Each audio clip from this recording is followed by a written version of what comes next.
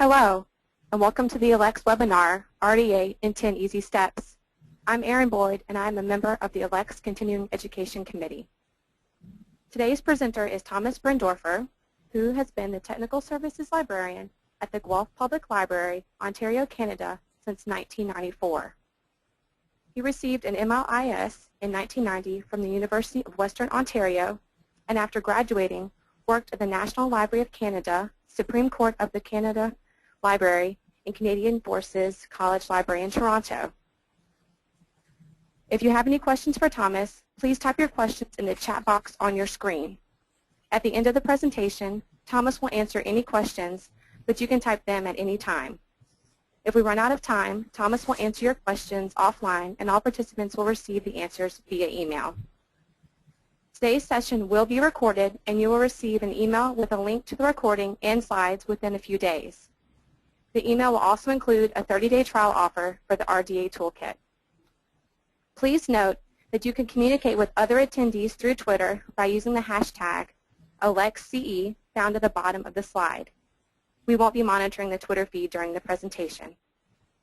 There may be a slight delay as I turn the presentation over to Thomas.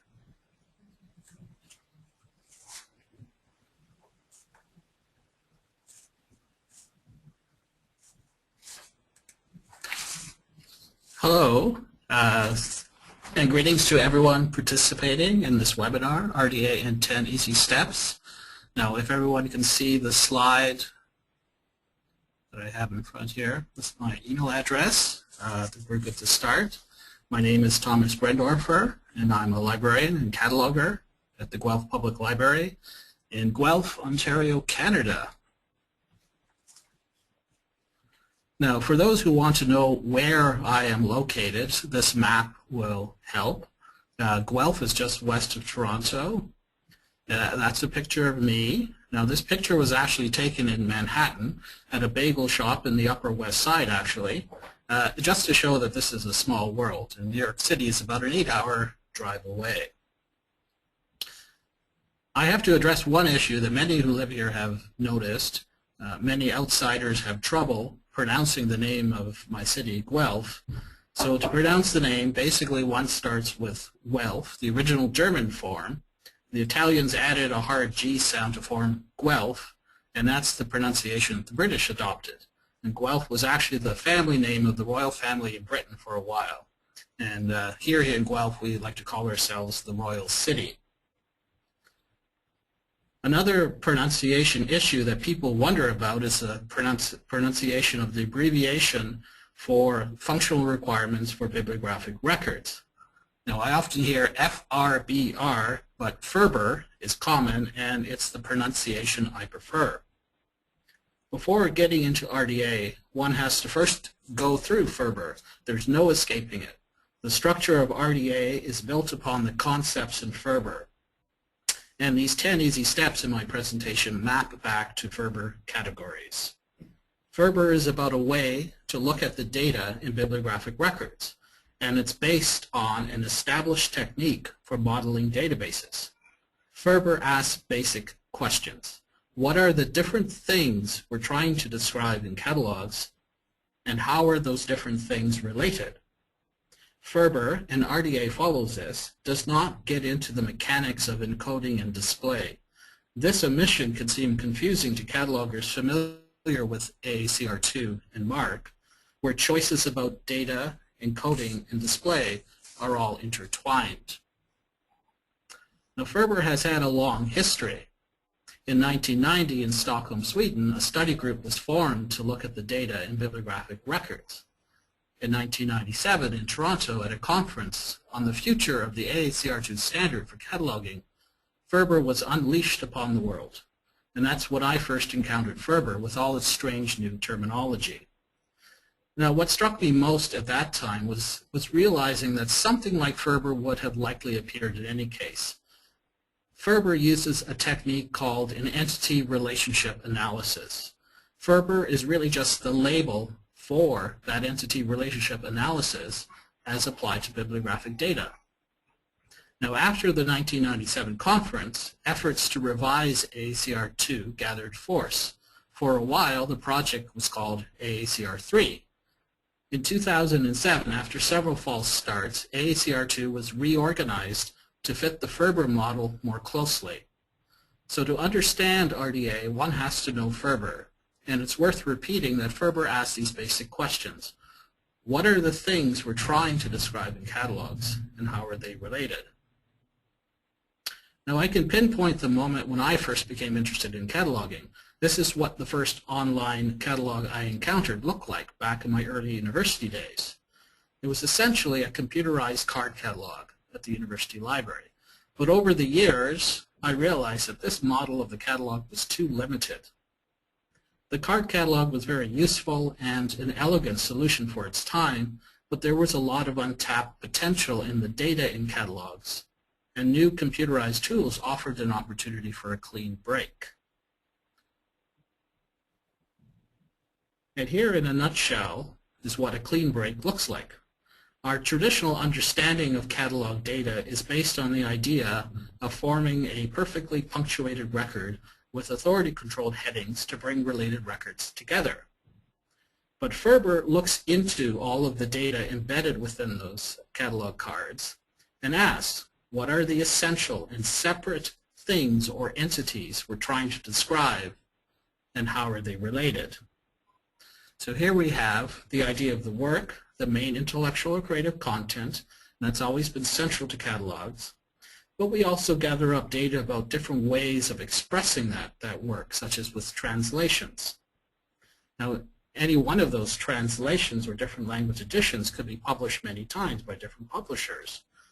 And when FRBR describes manifestation, it's dealing with the publication run for a specific expression of a specific work. Now, the item level, we're familiar with that. FRBR recognized that each item, each copy in our holdings, can be talked about separately from the manifestation. And so once FRBR separates out all of these entities, relationships between those entities and other entities that are responsible for them can become easier to see. So when we're talking about a work, we're talking about people or corporate bodies responsible for the intellectual and creative content, such as authors. When we're talking about an expression, we're talking about people like translators, performers, editors who are helping to realize a work. For a manifestation, we're talking about the publication and distribution of physical things. So a publisher has a relationship to the manifestation. For specific items, we can talk about owners, and we can talk about libraries holding specific copies. In FRBR, the language of entities and relationships allows us to model this out in a consistent way. FRBR doesn't say how to encode this or display this. It just says that these relationships exist, and that's our starting point. We need to keep this in mind as we walk through the instructions in RDA. Now, one other aspect about FRBR that is necessary to know before we get into RDA are the user tasks. Now, there are several other user tasks out there that have been defined over the years, but the ones I'm going to show you are the main user tasks that you will need to know to help navigate the structure of RDA. So the first user task is the find task, and this relates to data that helps users find whatever they're looking for based on subject, particular person, particular characteristic. The identify user task is really twofold.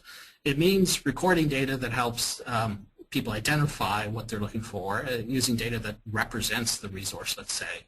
But it also means gathering data that helps people distinguish between very similar entities.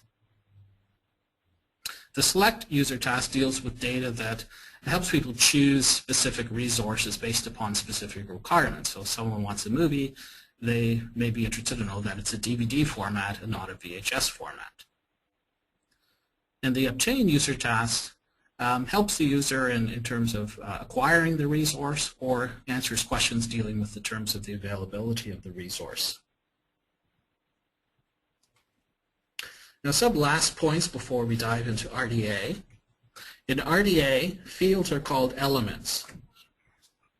The organization of RDA is based upon the idea that specific elements lend themselves to specific user tasks.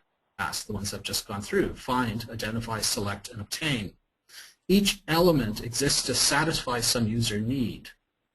So in RDA, we're not just compiling data, tossing it together just because it exists, but we're choosing to record each bit of data because it matches a user task and meets a user need. And then another point here about the term elements. There are really two types, and this is critical to know in terms of when we get into the structure of RDA. Some elements are attributes, which deal with a single entity. These are the bits of data that collectively describe or name or identify an entity. Another set of elements deal with relationships between entities. You're dealing with two entities, and we're dealing with data that helps define or explain those entities, the relationship between those entities. So this is an outline of the presentation I'm going to do as I go through the 10 steps.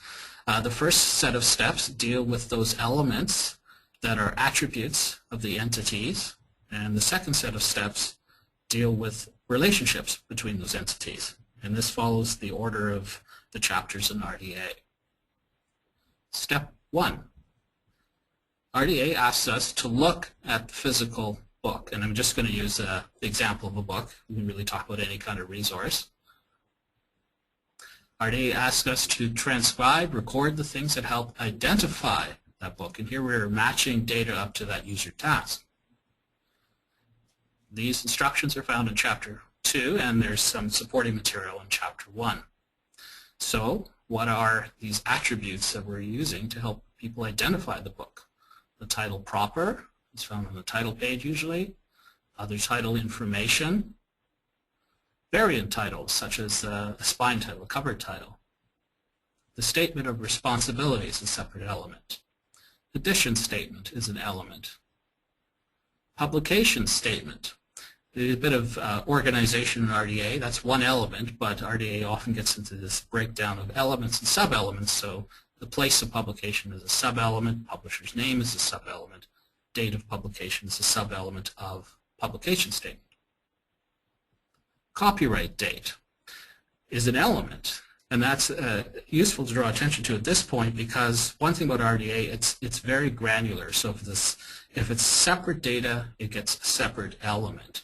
It's not tacked on or embedded within other fields or subfields.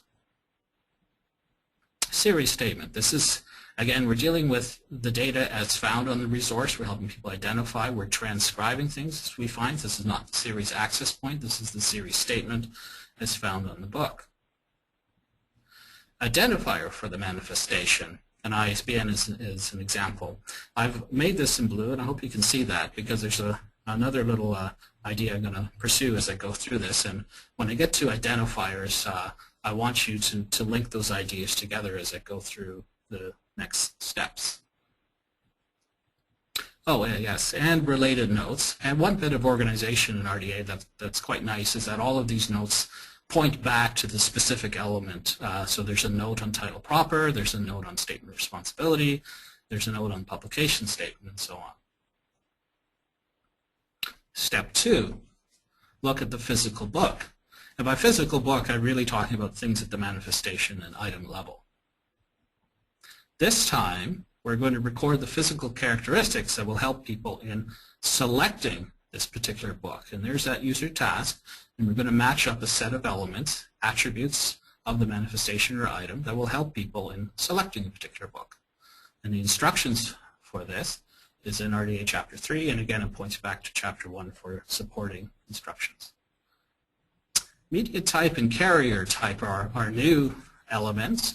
They replace what's called the GMD, or the General Material Designation, in traditional ACR2 cataloging.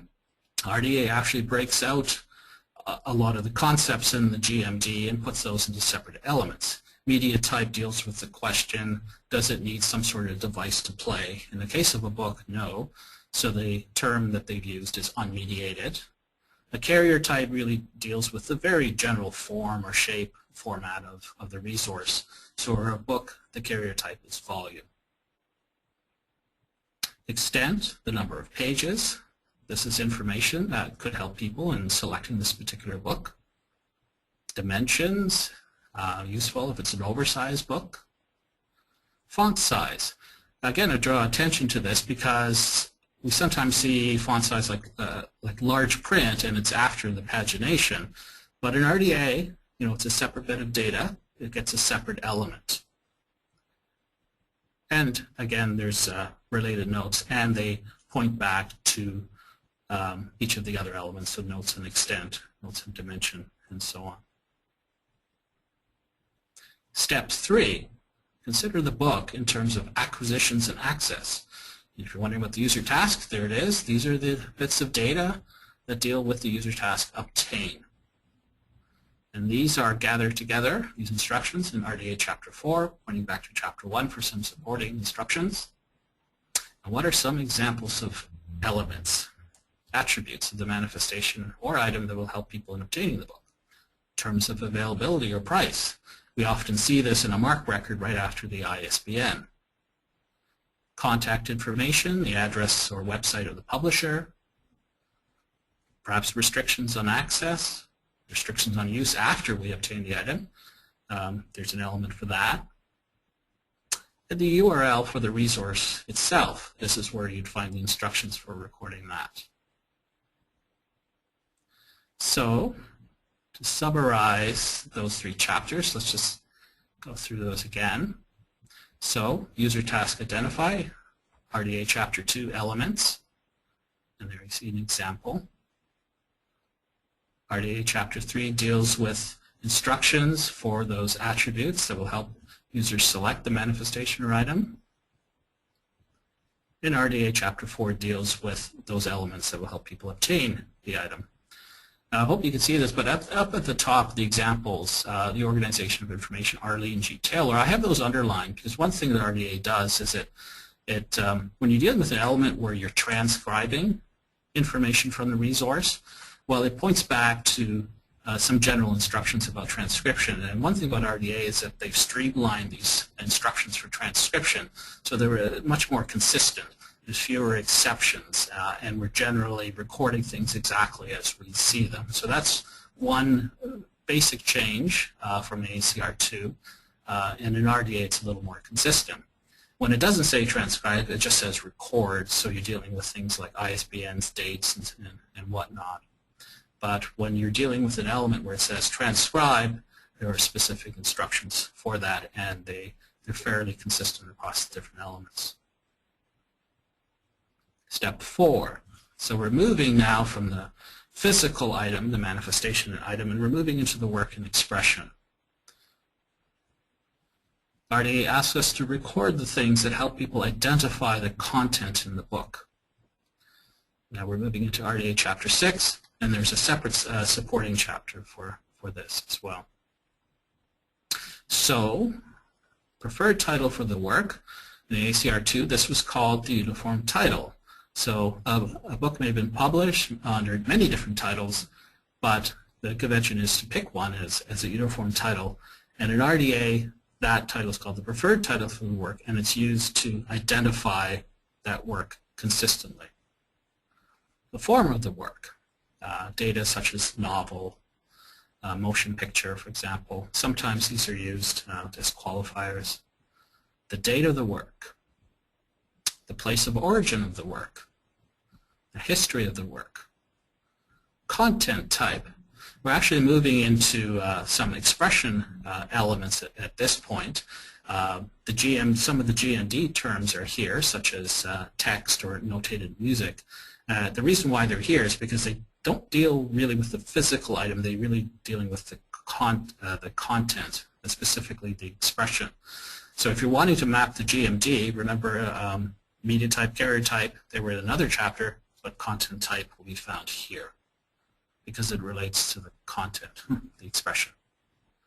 Language of expression. Now, was the book translated and what language was it in? Identifiers. These could be anything. Control numbers, I mentioned ISBNs for manifestations. But I also highlighted these in blue because here we come into a big area in this chapter, Chapter 6, and it seems at this point that whole chapter changes gears, and we're dealing with something called the authorized access point for the work. A lot of people ask, where are the rules for main entry in RDA? They are found at the back of Chapter 6. And the reason why they're found there is because that whole process of choosing a name, putting it at the top of the record, that really had to do with identifying the work. So if you're looking for those instructions of which name do you choose for main entry, you will find them here. Now, RDA is a bit unusual in the sense that it's recorded all of these other elements, and one thing you may notice, a lot of these aren't in AACR2. There's a lot of instructions here that deal with authority data, and they've been moved into RDA tied to each specific kind of entity. So what RDA is asking you to do here really is to gather up these little bits of data, these elements. They can be recorded separately, but as a separate process, there are instructions that ask you to develop a specific kind of identifier called an authorized access point. So maybe just to explain that a little bit clearer, just move to the next screen, consider something like Wikipedia's disambiguate, a function where you're looking for secret agent. Well, which secret agent? So if you look at this example here with the arrow, it's a secret agent. That's like the preferred title, 1907. That's like the date of work. Novel, that's like the form of work. And by Joseph Conrad is an extra bit of data that helps disambiguate that specific work. Now RDA, picking up on AACR2, has a set of instructions that allow us to create, well, essentially name title headings, but it combines that with this whole idea of combining the 100 field and the 245 field or 240 field. So you have here the creator of the work along with the preferred title and possibly other elements as needed. So as you see with the annual report, it's added the date of work, and that's to distinguish that work from another annual report that may have been published at a different time. In some cases, there is no creator of the work. We call this title main entry in AACR2 cataloging, and motion pictures fall into this category. But you can see in the construction of these, what used to be called authority headings, they're now called authorized access point, you can see this concatenation of all these different elements. So there are instructions in Chapter 6 that deal with recording each bit of element, and now we're getting into instructions about creating this specific kind of identifier called an authorized access point, a uniform heading that helps identify specifically that work, Othello, television program, date of work 1963, an associated corporate body. Step 5. Now we're still considering the content of the book. We're still dealing with the work and expression. But this time we're going to move into data elements that help people select this particular book. These instructions are found in Chapter 7, and they also point back to Chapter 5 for some supporting material. Example of some elements, nature of the content, coverage of the content, intended audience, summary of the content, additional information about language of the content, illustrative content. And I'll point to this because this is where you would find the instructions when you type illustrations, or what used to be IL, the abbreviation right after the pagination. But illustrative content is content-related information, whereas pagination deals with the physical manifestation. So those trying to follow the order in the MARC record might be a little bit alarmed at RDA because it seems to move around a lot of the information we're used to seeing together. But that's because RDA looks at each specific bit of data and assigns it to the entity that it refers to, and then it organizes it further by the user task. Supplementary content, index includes index bibliography. Color content is here as well. An award, the content with an award. Step 6. Now we move on to other entities, and this is where RDA has expanded significantly upon AACR2, which dealt with the creation of headings primarily. But in RDA, we're looking at persons, corporate bodies, families as entities, and we're gathering up the attributes and data to satisfy specific user tasks. In this case, we're really just looking at the data that helps identify a person, family, and corporate body. And there are 3 chapters, one each for person, family, and corporate body, supporting materials found in Chapter 8. So, an example for a person, what are some of the attributes that help identify a person? A preferred name for the person, a variant name for the person, the date of birth, title of the person, fuller form of name, gender, country associated with the person, place of residence, affiliation, language of the person, field of activity of the person, profession or occupation. These are all possible attributes that go into helping to identify a person. Identify the person. This could be some sort of control number or whatnot. And the authorized access point. And you're starting to see a pattern here because RDA in this chapter, or the chapter for a person, goes through each of the specific bits of data that help identify a person. At the end, it gets into instructions for creating something called, again, the authorized access point that helps identify the person. So just to see the difference here, here's an example. So the first part here, each RDA element is laid out, the element's value, and so RDA provides instructions for exactly how to record that information for each element value. But at the bottom, you put several of these elements together to create the authorized access point. And you can continue with that to create variant access points. So RDA incorporates all of those instructions for headings in ACR2, but it begins by looking at each bit of data separately as a separate bit of data. And an example of where you can see how that's been done, the German National Library uses a lot of the same elements that you see in RDA. In fact, there really isn't anything resembling an authorized access point here. What there is are a whole set of elements and a bunch of values for that element. So you see the name Elvis Presley, you see variant forms of the name, you see a number of other elements, gender, date of birth, profession or occupation, and so on. So there are many libraries in Europe and so on that do already use a lot of the new elements that you're seeing in RDA, and this is really what it would look like once it's all arranged. Now, we're still in the world of MARC records, and ACR2 and RDA is changing a few things. I'm not really going to get into some of the specific changes from ACR2 so much. I mean, there are a few new instructions, such as using junior and adding that to a heading. That's now allowed in RDA.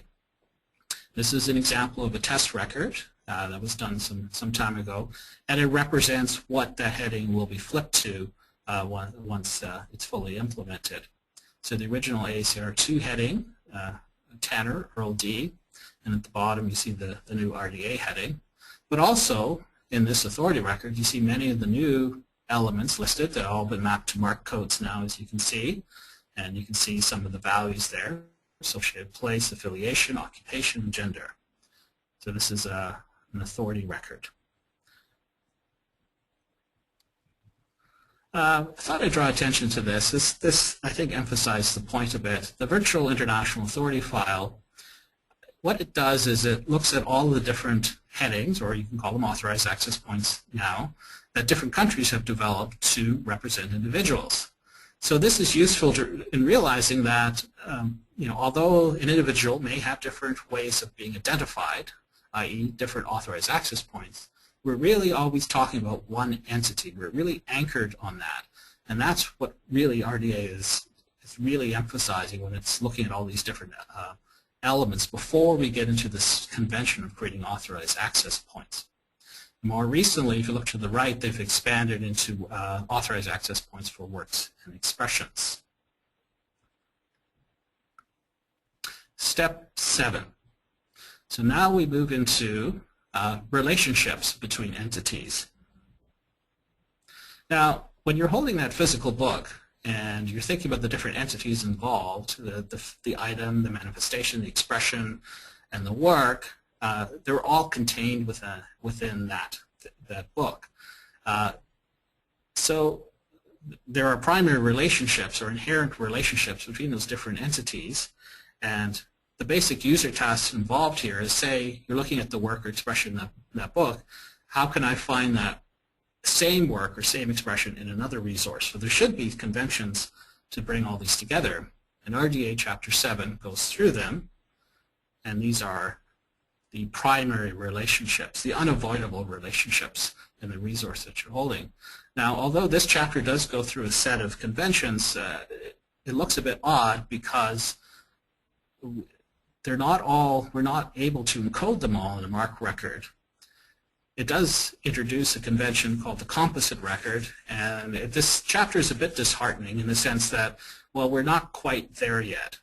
Basically, what we have in our lot of our records is a lot of implicit information about these primary relationships. And we and our users often have to infer primary relationships. So in an example here, we can tell that there's a work involved here, but it had a different title. And so we would have to go out and find that same work, but perhaps use that other title. The idea here is that in the future, the cataloging and coding standards will be updated, and there'll be better ways of recording primary relationships. And I can show you actually a real example. This is from the Jewish Public Library in Montreal. In their new system, which just came out this year, they've actually incorporated a FRBR-like and RDA-based catalog. And what they've done here, and there's really no way for them to avoid it, they really have to add additional codes to MARC records to get this kind of structure working here. But you're dealing with a work on Caden's side, and then below you can see the breakdown there. There are two expressions. One's an audiobook expression, another one is a text book expression. And then you're getting into some manifestation details, like for the audiobook, sound discs. And at the below you're dealing with the item information. So you're seeing these inherent relationships here on this screen. So stepping back a bit, looking at that model, and we're dealing with the find user task. So we start with the person's name, we find works by that person, and once we're looking at data record for that work, we may see other names listed there. And once we find those names, we look for works by those other persons or associated with those other persons. So there's this kind of connective tissue running through here. These relationships are everywhere, really, in our records. So RDA deals with that, step 8, showing the relationships between works, expressions, manifestation items, and persons, families, and corporate bodies. 4 chapters, 1 each for work, expression, manifestation, and item, and chapter 18 is a supporting chapter for these 4. So I'm just going to go through how these chapters are constructed, because this is really a very new thing here. It's quite a departure from ACR2. Some people go here looking for the main entry rules. You won't find them here, even though they look like they could be here, because you're dealing with, say, the creator of a work.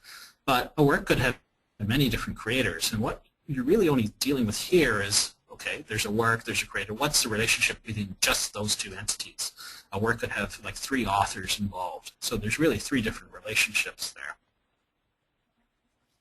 So, as I said, relationships can be elements, and that's a key concept here.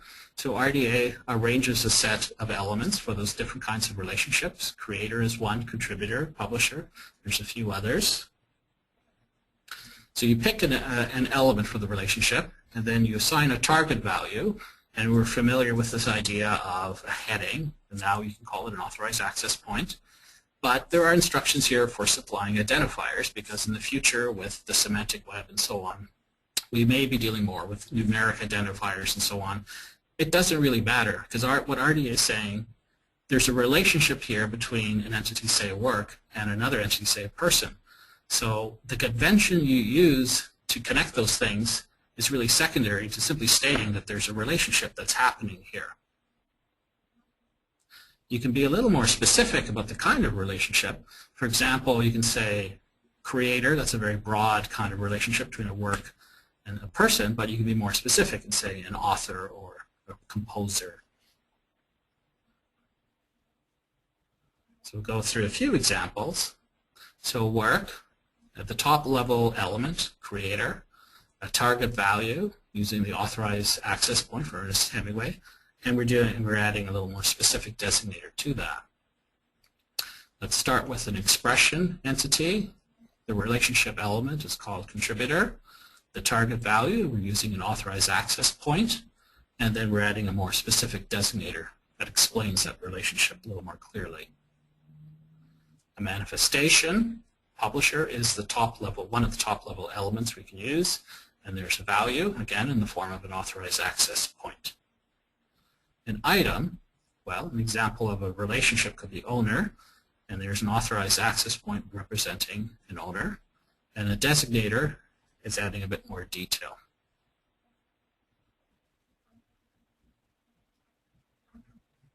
So what I want to do is just actually run through all of the top level relationships. This is quite a good departure from ACR2, as I mentioned. In ACR2, well, actually, if you go to MARC, you can, when you're creating a relationship between the record you have with the various people responsible for it, or corporate bodies responsible for it, there's that decision about the main entry, the 100 field, and all of the rest get put into 700 fields. But RDA asks you to be a little more specific about the kind of relationship between each of those people, corporate bodies, and so on, to the work, expression, manifestation, and item. So for work, there are two top-level elements, creator or other person, etc., associated with work. In RDA, in the appendices at the back, they list all of the choices for designators. And there's quite a few. I'm not going to put them all on here. These are just a few examples. So there are two elements for a relationship to a work.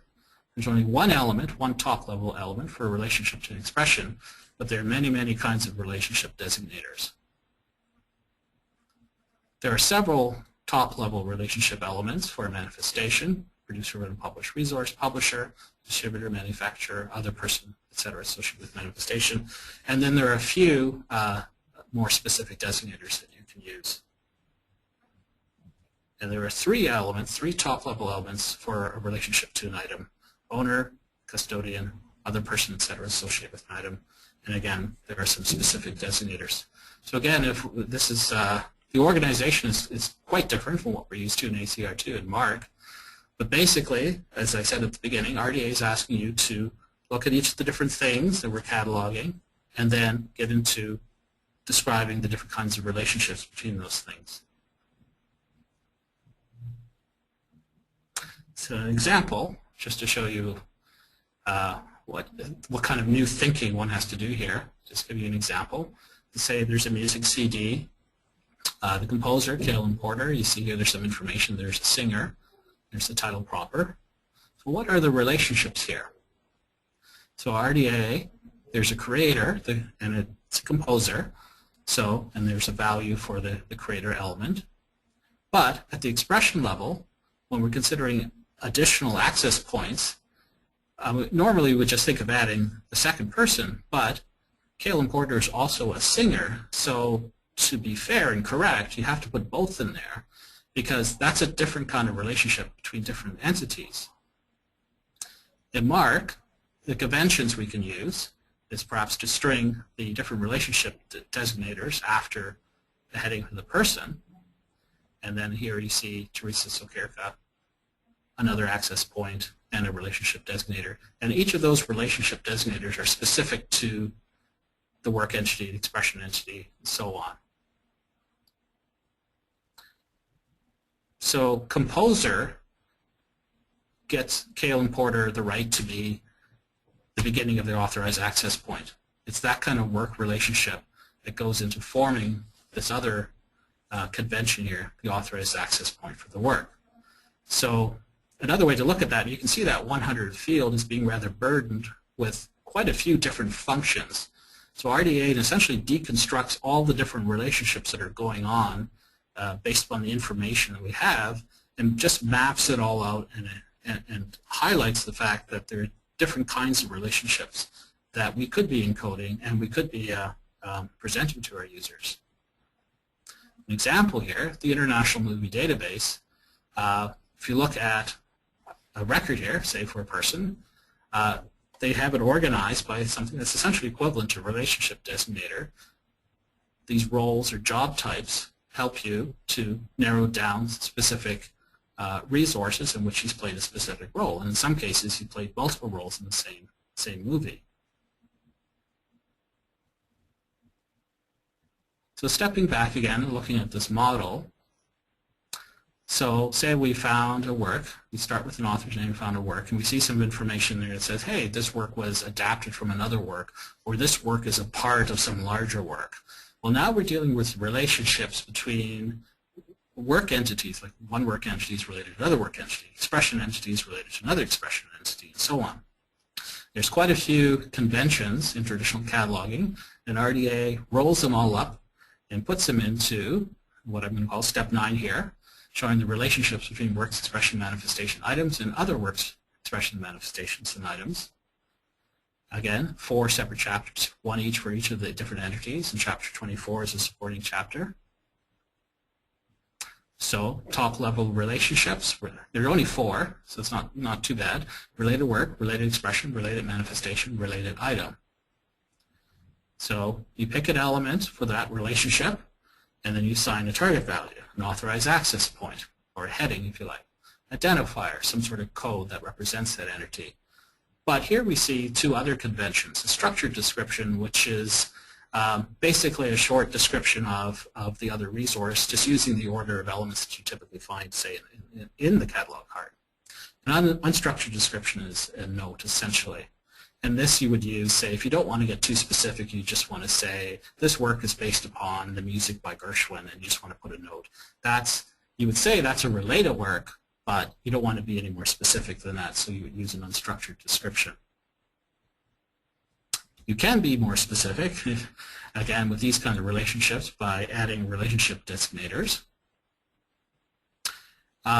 Numbering of part, this is for series access points. This is where you'd find the instructions for the number in a series. And it's here because it's really tied into a relationship between the book you have in hand, and it's also part of a series, so you might have the authorized access point of the series, but the number is also a part of that relationship, and so you'd find those instructions here.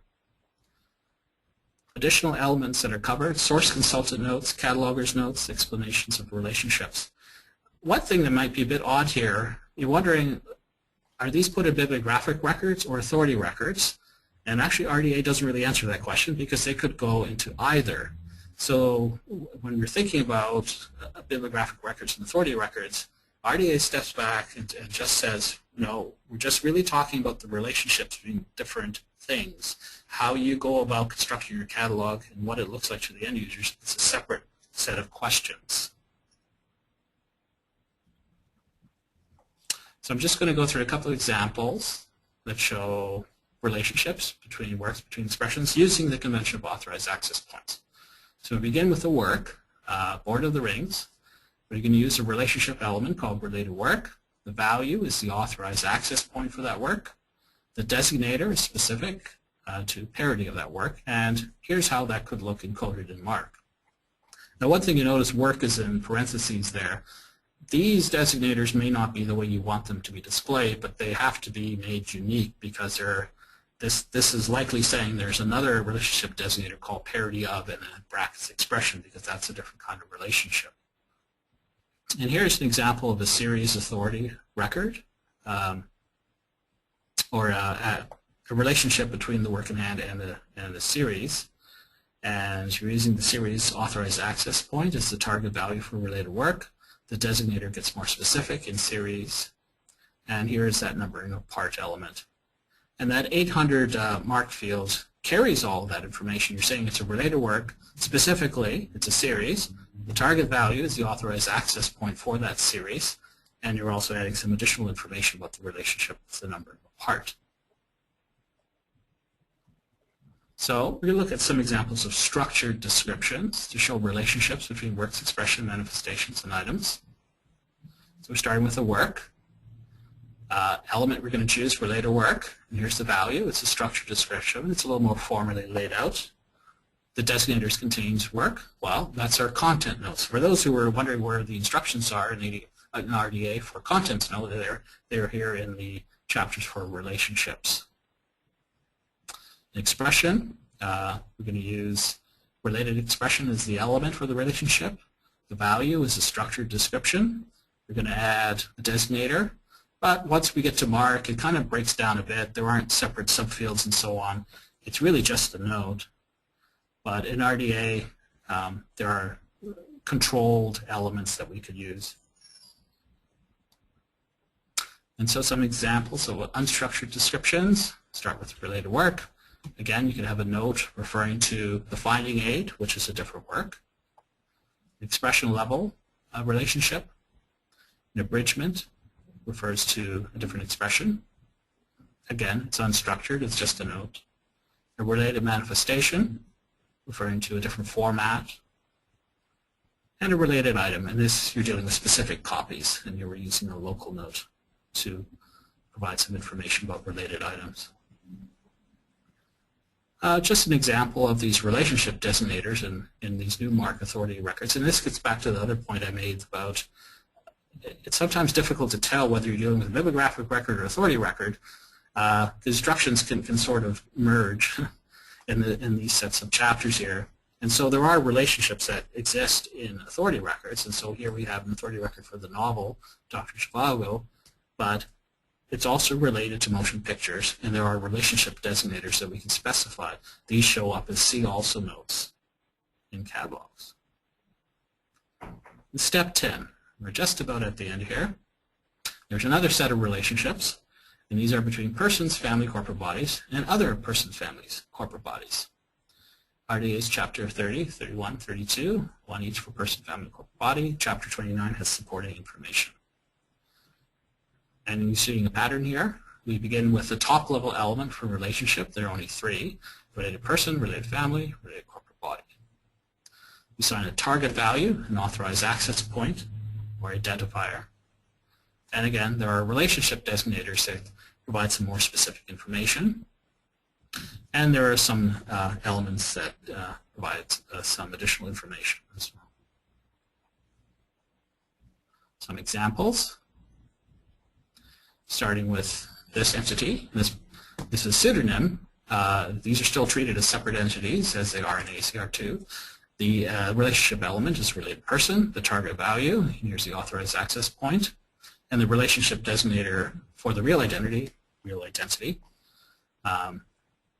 And there's a flip relationship designator pointing the other way to alternate identity for the pseudonym. Corporate body, we're going to use the relationship element related person. The value is this authorized access point for this person, and the designator founder. Person,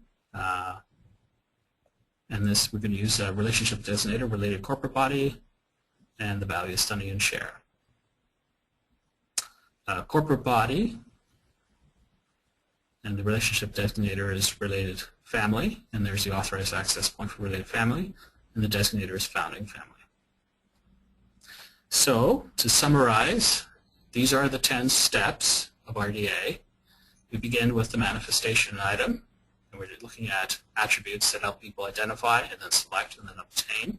And then we're getting into the content, the work and expression, and then we're moving into other entities, persons, families, and corporate bodies.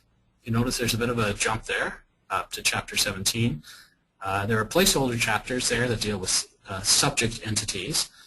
Only one of them is a little bit of data filled in, and that's for places. So if you're looking for information about forming names for geographic names, you'll find that in actually RDA Chapter 16. And then the last half of RDA deals with the relationship between those entities. So with just a couple of minutes, I thought I'd just show you some other real-world examples that illustrate some of the ideas as represented in RDA. AUSTLIT, the Australian Literature Database, has used FRBR actually for quite some time. They've built up this substantial database of Australian literature, and they use a lot of the concepts that I've just been talking about. So here's an example of a pseudonym in the person's real name, and you notice the terms used, also writes as, on one side and writing name 4. Now, when I presented those relationship designators, those are controlled vocabulary terms, but the idea in RDA is that you can present that however you would like to your user. They can be mapped to different kinds of displays. And that idea is quite prevalent throughout RDA, that a lot of stuff is getting controlled, but once it's controlled, you can then specify how you want things displayed. Another interesting example here, this is from the help screen for ALCTS, is when you're searching for something. I thought this screen was quite useful in explaining the idea that you could have two result sets dealing with different entities. So on the left, authors or organizations, well, that maps to people and corporate bodies. And on the right, ranked works. Well, that's a separate kind of entity. Right now, when you do a keyword search, you essentially get things that are really at the level of manifestation records. But what if you could present result sets like this by emphasizing different entities in each result set?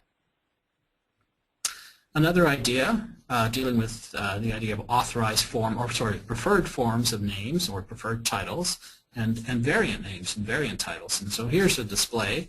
There you see the author, Doris Pilkington, but they string along the variant names that author's use, and that goes back to that idea of the user task of identify. Well, you may be familiar with a slightly different form of the name, and here you have that information presented. Likewise for the title. Variant titles have been used over time. Another website that illustrates some of these ideas is LibraryThing, which allows you to organize the books that you have. The LibraryThing, I thought, was very interesting because they've used this idea of the work to gather together all the different publications that have appeared, so that when you add your book, you're adding it to the larger group of other publications, and they're all tied together to the work. And then there's one web page for that work.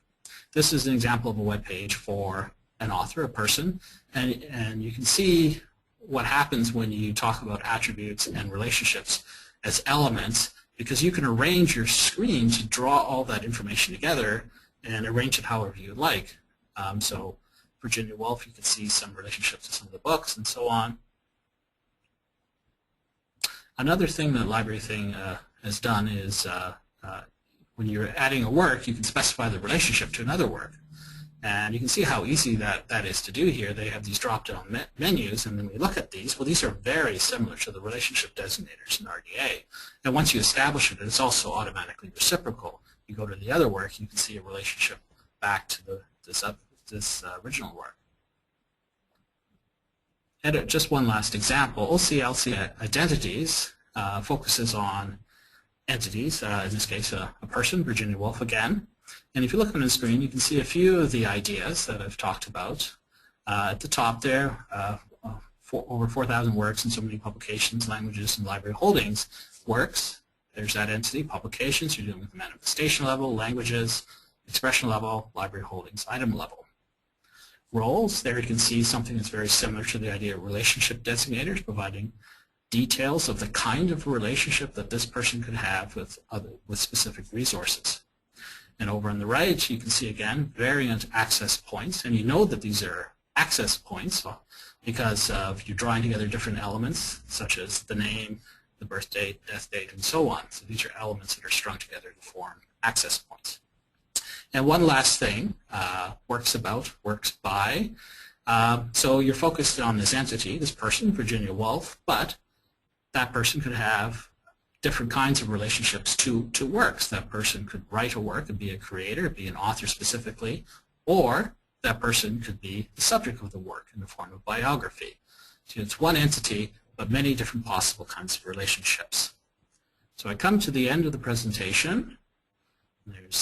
Thank you for participating.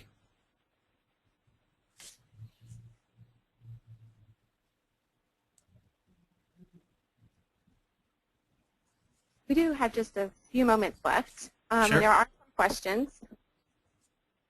Okay. The first question we have is OCLC's WMS Next Generation Library System RDA compatible? And what else other Next Generation Library System is known to be compatible with RDA? Well, the one example I had was BTLS, that's the Jewish Public Library, and they've incorporated a lot of what's in RDA, I guess there's different levels of compatibility. I'm not familiar with every single system, and what I've been reading about how different systems have been incorporating RDA, they're talking about staged incorporations of things. So one thing they could be doing is linking to the RDA toolkit. Another thing they could be doing, say with those media type, carrier type content terms, is having drop-down menus and having those linked to control terms so you don't have to type them out. And so I'm seeing various systems incorporate RDA in various ways. In terms of my current system, the incorporation doesn't go any further than providing support for those specific new MARC fields that will hold the new RDA elements. The ideal in the future is of course, to map these elements more precisely, more specifically, recognize that a lot of these new elements function a lot more like fixed fields, and the idea is that maybe you should just press a button and have the element value show up instantly and link automatically to all the related elements. So I don't know if I can answer that question any more precisely than that, and I'm not that familiar with OCLC, I have to say. Another question is, would you mind providing the name of the publication on RDA that you've been referring to during this presentation? The publication of RDA? If I understand the question correctly, I mean, RDA exists right now in an online resource, the RDA toolkit. There is a print version that is available, but right now, if I understand correctly, it's the examples. I did use some examples. When you go to the RDA website, there is a lot of free stuff there as well, and so some of the examples I've used are from the free stuff. I didn't include any screenshots of the actual toolkit, but it is a subscription service. So I'm not sure if that answered the question, but perhaps it did. Okay, we'll do one more question. Does this impact the creation of subject headings?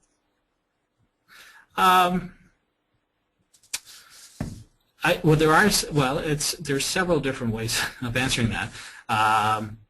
It may be the case, as you saw with adding the, say, junior to a person's name, there might be changes to specific rules in the formation of headings. But again, if you separate out that process for creating what will be the authorized access point for a subject from this idea of just gathering up all of the supporting data for that subject, really perhaps you're dealing with changes to subject authority records rather than the headings per se. There are, if you go back to the author headings, there are changes and rules from ACR 2. They're not that numerous, so I would think the same would apply eventually to subject headings. Okay, well, thank you. Okay. We are now at the end of our time. If anyone has any follow-up questions, you can always contact Thomas. Also, all questions that were submitted will be sent to Thomas and he will answer them by email. As a reminder, you will be receiving a copy of the recording and slides in your email within a few days. Thank you so much, Thomas, for today's presentation. I also want to thank all of our attendees, and I hope that you found today's session helpful. You will soon receive a short online evaluation form. Please take a few moments to complete the form. Your comments are always helpful to the ELECTS CE committee as we plan new offerings. Information about all ELECTS continuing education offerings can be found on our homepage under online learning. We do have a few opportunities coming up. Principles of Classification has been rescheduled to November 12th. We also have a webinar on digital curation and holdings comparisons. Check out the 2013 web course calendar to see when the courses will be open. We also have 2 e-forums before the end of the year. On November 13th, one on government information, and on December 11th, book treatment and conservation lab. I'd like to thank the ELECTS CAM section, the RDA Planning and Training Task Force for planning this series of ELECTS webinars on RDA. I'd also like to thank Jane Rosario and Aping Chingaki for providing technical support as well as Julie Reese and Vicki Krasinski in the ALCTS office. Our tech support experts always make it possible for us to present these webinars and have them run smoothly. Thank you for joining us for today's ALCTS webinar. We hope that you will participate in other ALCTS continuing education events in the future.